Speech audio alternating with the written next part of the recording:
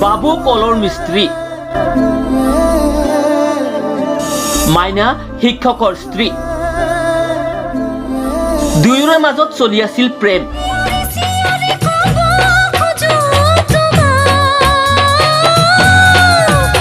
প্ৰেম মানে একেবাৰে দুৰন্ত প্ৰেম, মানে পৰকীয়া প্ৰেম। মাইনাৰ স্বামী থাকে বিদ্যালয়ত, মাইনা অকলে থাকে ঘৰত। সেই সুযোগৰে সুবিধা লৈ কলৰ মিস্ত্ৰীয়ে এণ্ট্ৰি মাৰিলে দুৰন্ত প্ৰেমিক হৈ।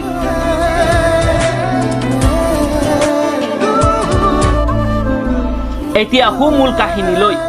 এইগৰাকী হৈছে দুৰ্ভগীয়া শিক্ষকৰ সুন্দৰী পত্নী। শিক্ষক স্বামীৰ অজানিতে বহুদিনৰে পৰা প্ৰেম লীলা চলাই গৈছিল বাবু নামৰ কলৰ মিস্ত্ৰীৰ সৈতে। স্বামী বিদ্যালয়ত থকাৰ সুযোগ গ্ৰহণ কৰি পত্নীয়ে ৰচিলে আন কাহিনী। গ'ল বাবুৰ লগত মাইনা পলাই গ'ল।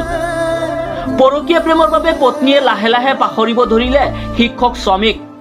দীৰ্ঘদিনৰে পৰা দুয়ো লিপ্ত আছিল পৰকীয়াত। অৱশেষত প্ৰেমৰ যন্ত্ৰণা সহ্য কৰিব নোৱাৰি কল মিস্ত্ৰীৰ লগত পলাই গ'ল শিক্ষকৰ পত্নী। ঘটনা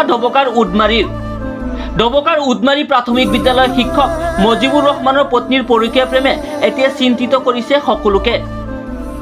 দুই কণমানি সন্তানৰ মাতৃ পলাই যায় একেখন গাঁৱৰে কল মিস্ত্ৰী ফাৰুক আহমেদ ওৰফে বাবুৰ সৈতে। কল মিস্ত্ৰীৰ লগত পলাই গৈ বিগত 12 দিনে আত্মগোপন কৰি আছিলে শিক্ষকৰ পত্নীয়ে।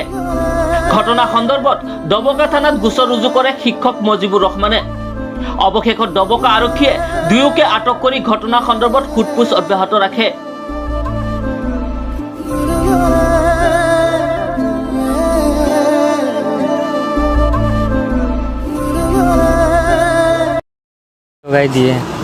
লগাই দিয়ে নে এনেকা 2 বছৰমান হৈছে। সিহঁতৰ কিবা পাইছে, সিহঁতৰ বাপেকে কৈছে যে সিহঁতে জানিছে, কোৱা নাই, মোৰ আংকুলক কোৱা নাই। সি কৈছে জানিছে এনেকা সেইটো নাজানে আংকুলে। তাৰপিছত 2 বছৰমান গৈছে এনেকৈ সিহঁতৰ এনেকা গৈছে। গৈ মাজত সিহঁতে প্লেন বনাই দিছে যে পলাই যাব আৰু সিহঁতৰ গৈ কিমান 14 তাৰিখমান পলাই গৈছে সিহঁতে। সিহঁতৰ আণ্টিৰ এটা ল'ৰা এটা ছোৱালী, সিটোৰো এনে দুয়োটা সৰু সৰু আছে ল'ৰা ছোৱালী।